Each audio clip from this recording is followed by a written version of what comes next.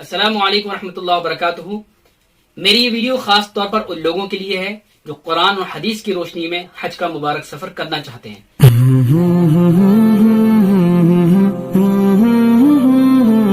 محترم حاضرین، مجھ سے کئی لوگوں نے سوال کیا کہ سعودی حکومت کا یہ فیصلہ کہ ایک عورت بغیر محرم کے حج کا سفر کر سکتی ہے، یہ صحیح ہے یا نہیں؟ تو آئیے ہم دیکھتے ہیں کہ سعودی حکومت کا یہ فیصلہ قرآن و حدیث میں کہاں ملتا ہے۔ تو حدیث کی سب سے آتھینٹک کتاب، سب سے مضبوط کتاب بخاری شریف ہے۔ اس سے پہلے میں نے آتھینٹک ریفرنس اسلام کے اوپر پوری ویڈیو بنائی تھی کہ جب اسلام کی کوئی بات کوٹ کرنی ہو، اسلام کی کوئی بات کرنی ہو، تو ہم ایز اے ریفرنس کن کتابوں کو لیں گے۔ آپ اس ویڈیو کو جا کر دیکھ سکتے ہیں۔ تو میں بات کر رہا تھا کہ سب سے آتھینٹک جو کتاب ہے وہ ہے بخاری شریف۔ اس میں ایک روایت موجود ہے، لا يحل لامرأة تؤمن بالله واليوم الآخر ان تسافر مسيرة يوم وليلة الا مع ذي محرم عليها۔ کسی عورت کے لیے جائز نہیں ہے جو اللہ اور یوم آخرت پر ایمان رکھتی ہو کہ وہ ایک دن اور ایک رات سے زیادہ کا سفر بغیر محرم کے کرے۔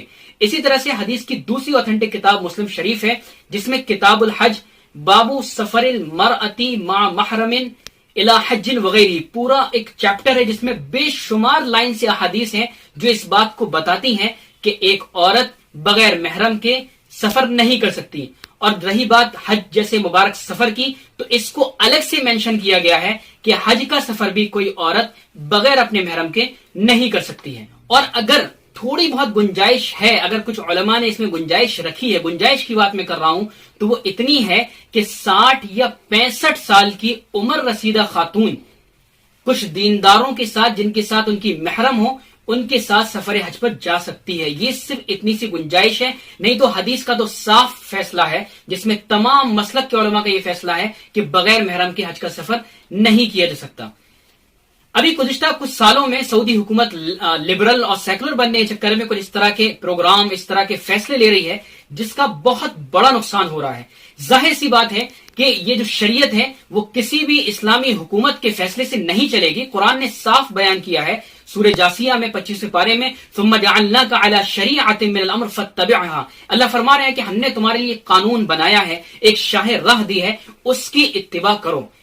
اب سعودی حکومت کے اس فیصلے سے اتنا بڑا نقصان ہوا کہ میں اس ویڈیو کو بنانے میں کچھ چیزیں میں سرچ کر رہا تھا، تو ایک خاتون اپنا ایک واقعہ لکھتی ہیں کہ مجھے، جو ایک لبرل ٹائپ کی خاتون ہوں گی، کہ مجھے سعودی حکومت کے اس فیصلے سے بے حد خوشی ہوئی اور میں سفر حج پہ جا سکی، اور میرے جو خاوند ہیں، میرے جو ہسبینڈ ہیں، وہ میرے بچوں کی دیکھ بھال میرے گھر پہ کر رہے ہیں۔ آپ یہ دیکھیے کہ اس فیصلے کا کتنا بڑا نقصان ہوا ہے کہ شوہر گھر پہ موجود ہے، شوہر گھر پہ موجود ہے، اور وہ جو ہے بغیر شوہر کے یہاں پر حج کرنے آ رہی ہیں۔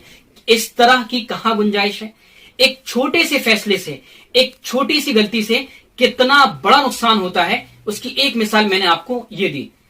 اب رہی بات، میں لاسٹ میں ایک اپیل کرنا چاہتا ہوں کہ ہر علاقے کے جو ائمہ ہیں، جو علماء ہیں، جو مفتیان ہیں، ان کی یہ ذمہ داری ہے کہ وہ لوگوں کو اس سلسلے میں بیدار کریں، لوگوں کو اس سے جانکاری دیں، کیونکہ لوگوں کو یہ لگتا ہے، جو عام لوگ ہیں، کہ جو بغیر محرم کے حج پہ جانے کی جو ممانعت تھی، جو مناہی تھی، وہ سعودی حکومت کی وجہ سے تھی، اور اس نے وہ اپنی مناہی اور اپنی جو پابندی تھی وہ ہٹا لی ہے۔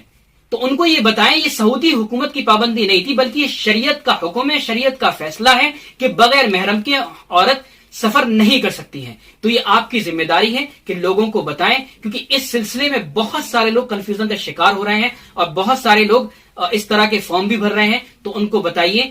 ظاہر سی بات ہے، میں ایسے لوگوں سے کہنا چاہوں گا کہ آپ اپنی جمع پونجی اور اپنا آپ سرمایہ جس دین کے لیے، جس حج کے لیے لگا رہے ہیں، اگر وہی حج اللہ کے نبی کے طریقے کے مطابق نہیں ہوگا، شریعت کے بنائے ہوئے اصول کے مطابق نہیں ہوگا، تو اس حج سے فائدہ کیا ہوگا؟